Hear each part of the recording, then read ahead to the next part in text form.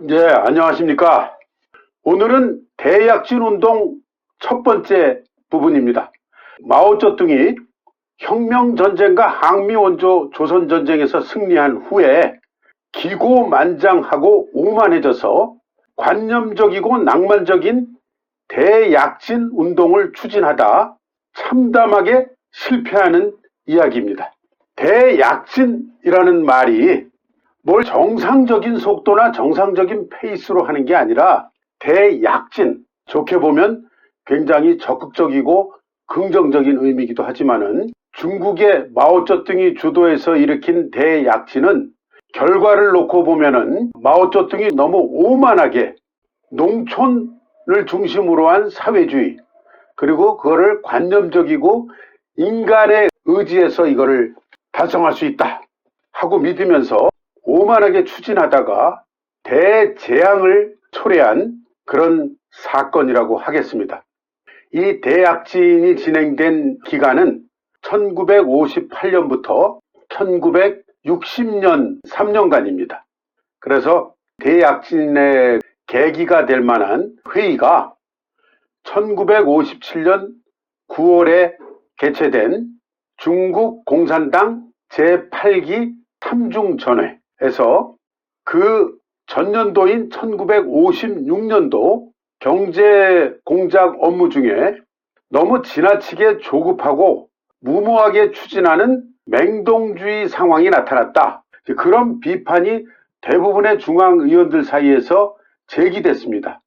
그래서 속도 조절도 하고 좀 개선하자는 반모진 정책 의견이 제출되었습니다.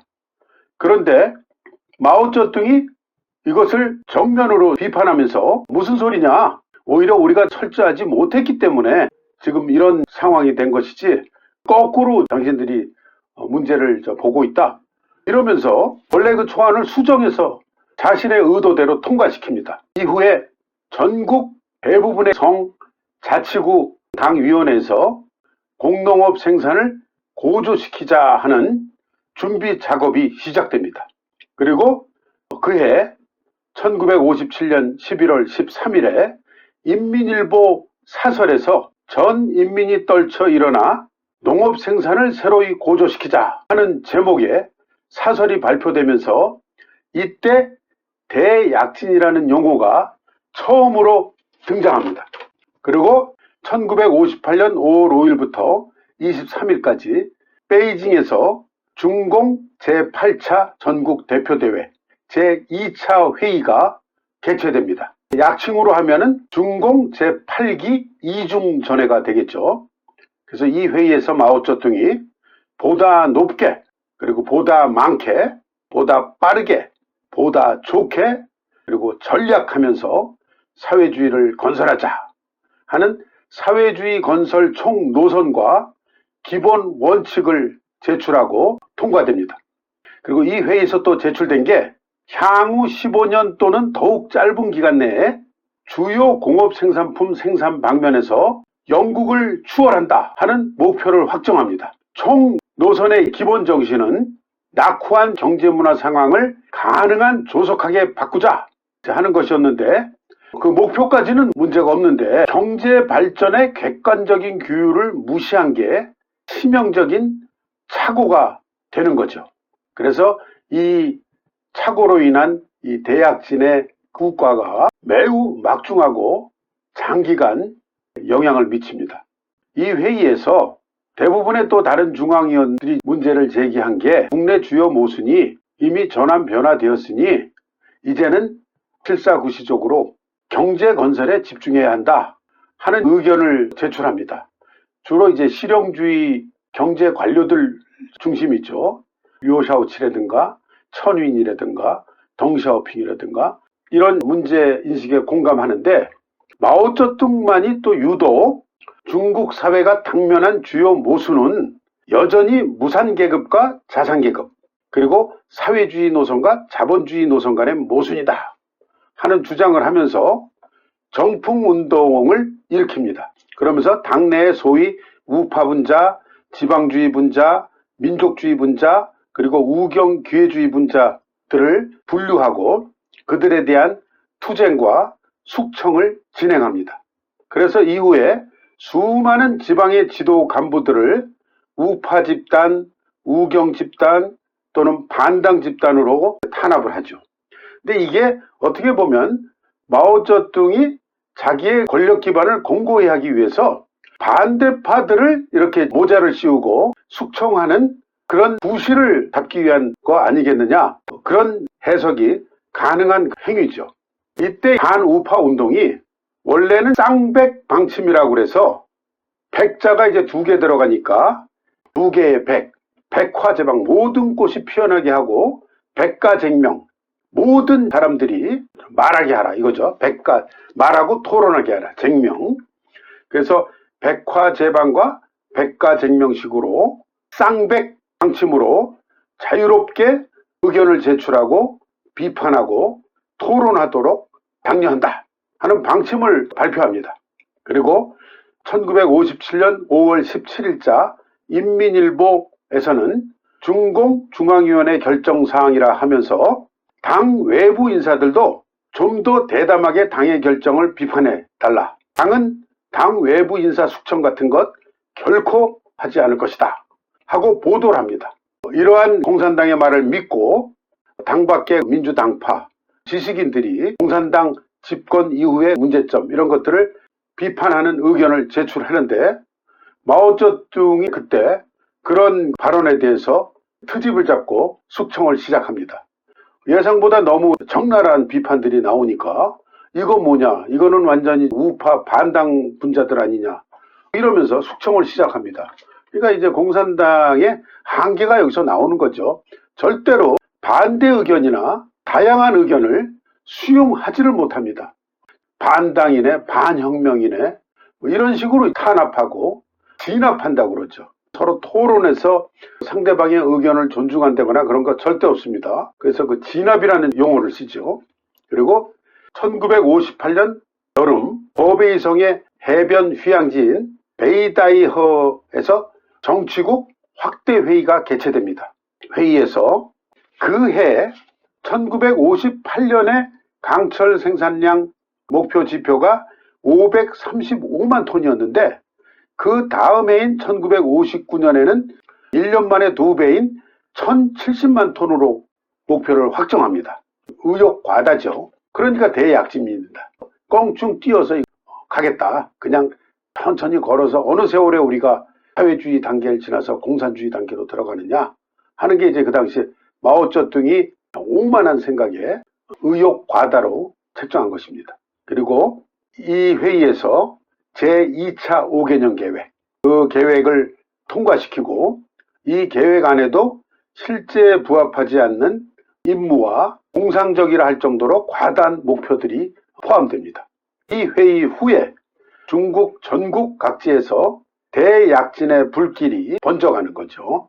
불길이 번져간다는 게 좋은 의미로 생각할 수도 있고 황당하고 무식한 형태로 번져간다 이렇게 볼 수도 있는데, 저는 후자 쪽으로 보는 거죠. 그리고 이와 함께 농촌인민공사 건립에 관한 결의가 통과됩니다. 이때부터 전국 농촌에 보편적으로 인민공사 건립이 시작됩니다. 그리고 비정상적인 과열 분위기 속에서 허풍, 과장, 허위 풍조가 갈수록 심하게 전개됩니다. 농업 분야에서 고생산 위성이라고 합니다. 위성이라는 게 허풍, 과장, 허위 보고, 자기 실적을 상부에 허위 보고하는 겁니다. 가령 단위 면적당, 중국에서는 당시 농지의 그 단위 면적이 무인데 일무가 한 200평 정도 됩니다. 우리 평수로. 무당 생산량을 부단하게 부풀려 올립니다. 이쪽 인민공사, 이쪽 촌에서 좀 과장해서 발표하면 또 다른 지방의 또 다른 촌에서는 그거보다 또 한술 더 떠서 2배, 3배, 그럼 또 2배, 3배. 나중에는 그냥 막 30배, 40배가 됩니다. 말도 안 되는 허위, 과장, 생산 성과 실적을 서로 발표하면서 그런 상황이 벌어집니다. 공업 분야에서도 연간 철강 생산량 지표로 설정했던 1070만 톤, 이것을 실현하기 위해서 전국 전역에서 수천만 명의 인구를 동원해서 전민 강철 대재련 운동이라는 걸 추진하는데 각 촌마다 용광로, 진흙으로 빚어서 올린 그런 걸 수십 개, 수백 개씩 만들어서 거기다가 집안에 있는 그 금속 제품들, 솥단지, 남비, 밥그릇 이런 거 숟가락, 젓가락까지 다 집어넣고 그런 다음에는 이제 엉터리 용광로니까 겨우 녹기는 녹는데 그 다음에 나오는 철들이 전혀 쓸 수 없는 부석부석 부서지는 그런 철을 만들어내고는 그거를 이제 목표 생산량 달성했다. 그것도 막 부풀려서 상부에 보고하고 이런 게 시작되는 겁니다.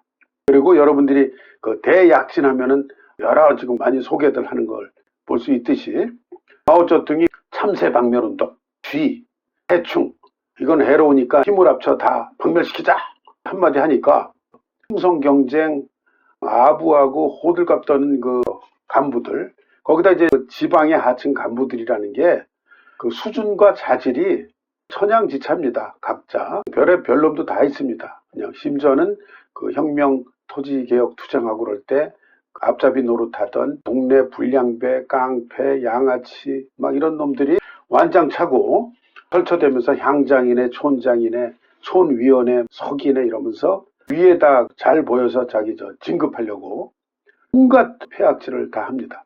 하여간 그렇게 참새 박멸운동이니 해서 그냥 마을 사람들이 총동원돼서 꽹과리를 두드리고 지붕 위에 올라가서 빨래를 휘두르고 이제 참새들 내쫓으려고요. 하여튼 그런 식으로 하니까 날이면 날마다 그렇게 몇 달을 계속하니까 정말 참새들이 거의 박멸되는 수준까지 갑니다.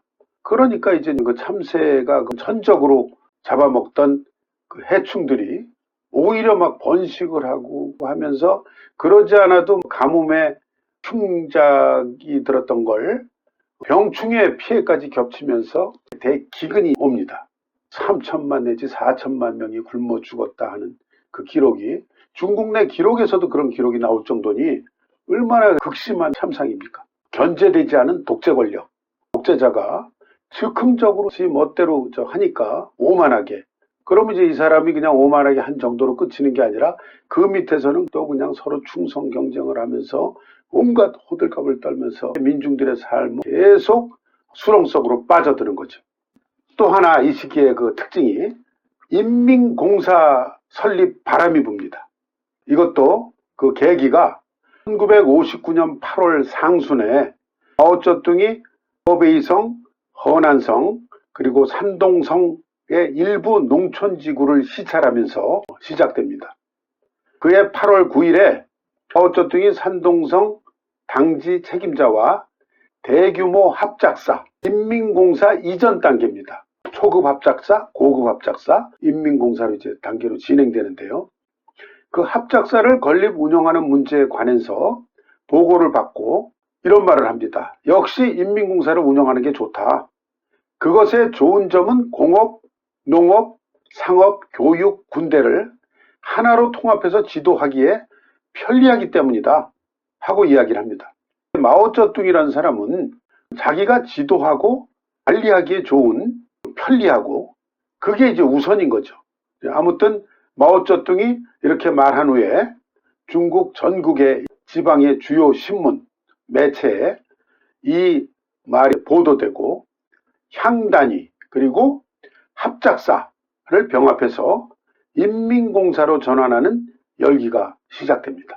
대약진 당시에 군중들 동원해서 군중 대회하는 겁니다.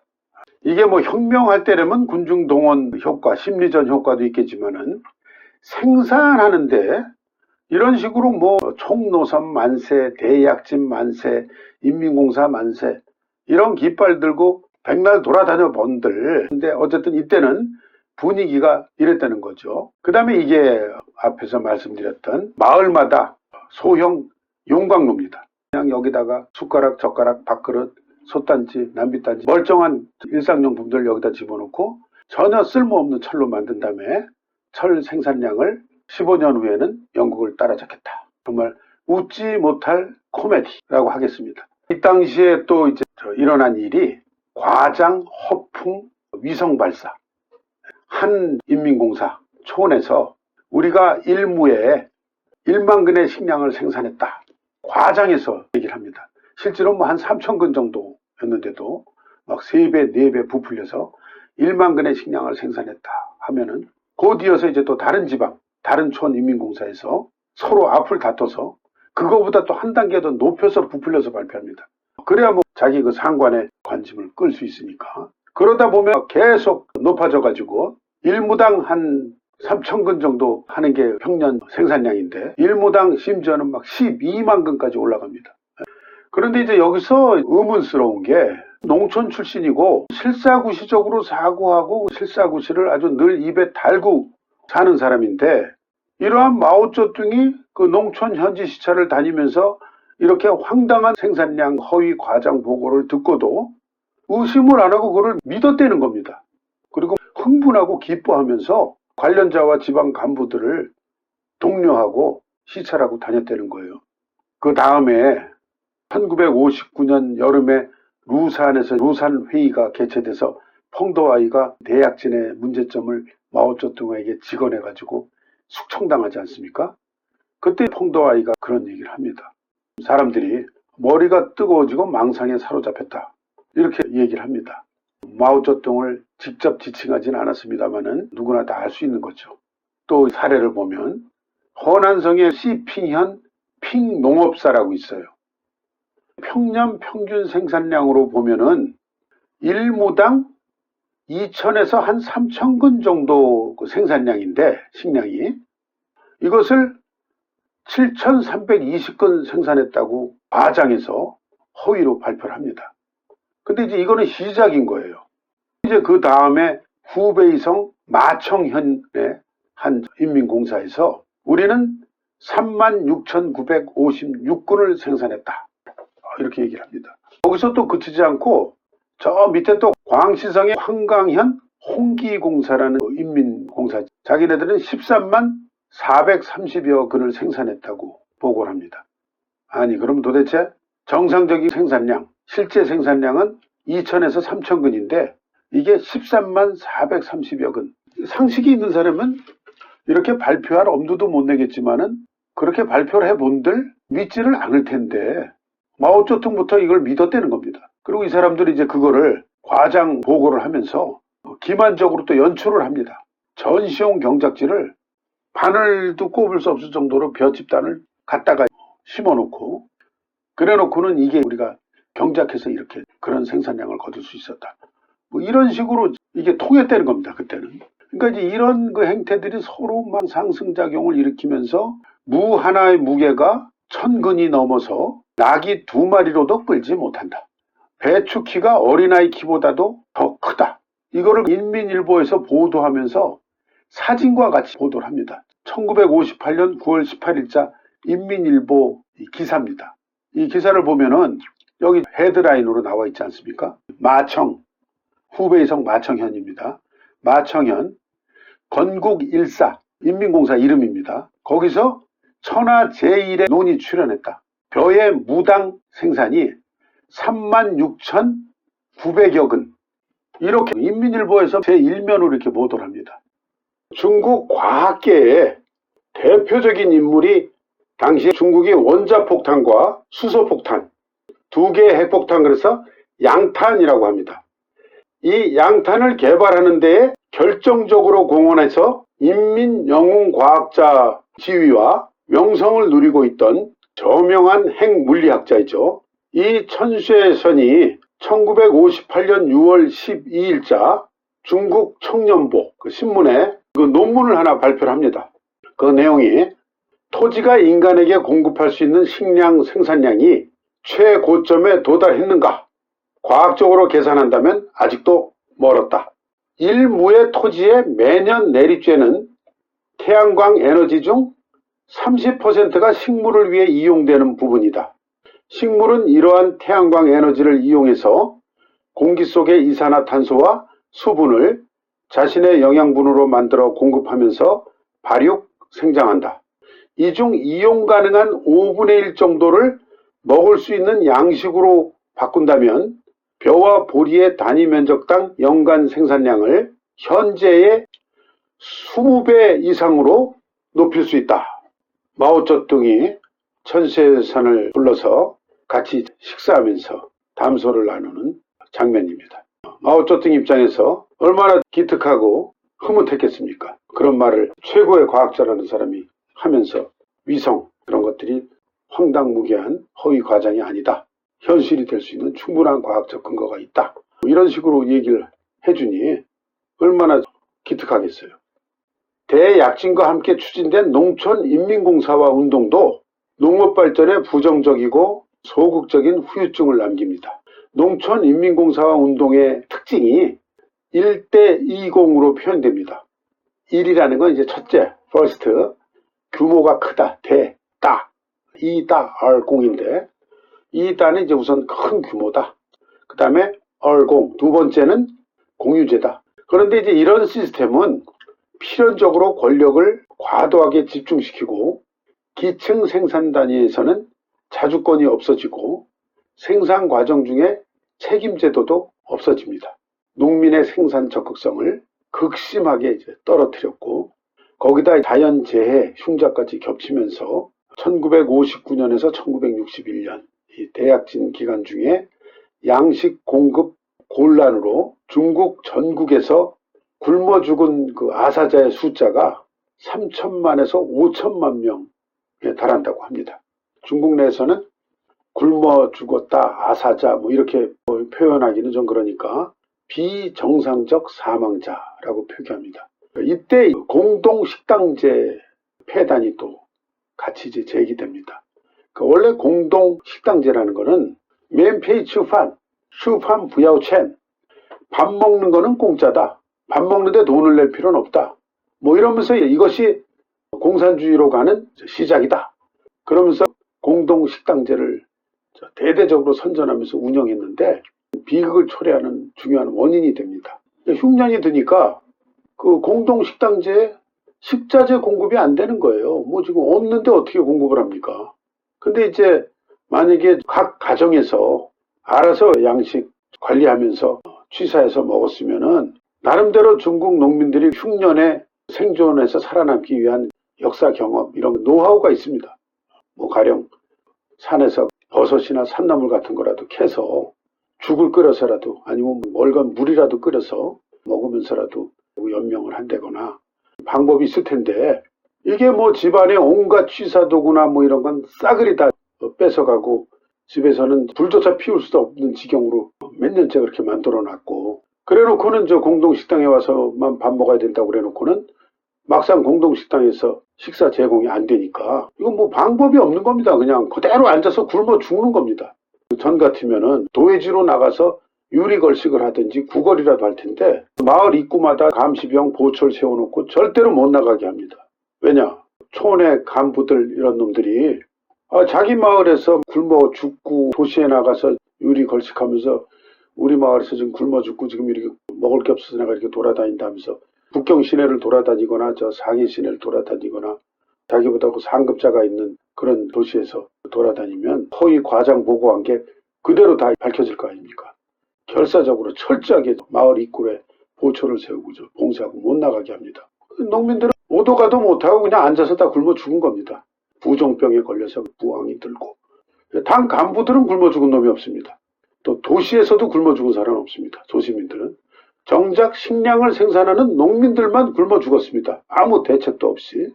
그게 마오쩌둥이 오만하게 의욕적으로 추진했던 대약진 시기 3년간에 일어난 일입니다. 네, 오늘은 여기서 마무리하겠습니다. 다음 20일에서는 대약진이 초래한 대기근 참상을 좀 더 구체적으로 살펴보고 그 원인 그리고 거기서 우리가 얻을 수 있는 교훈 이런 것들을 중심으로 이야기하도록 하겠습니다. 시청해 주셔서 감사합니다.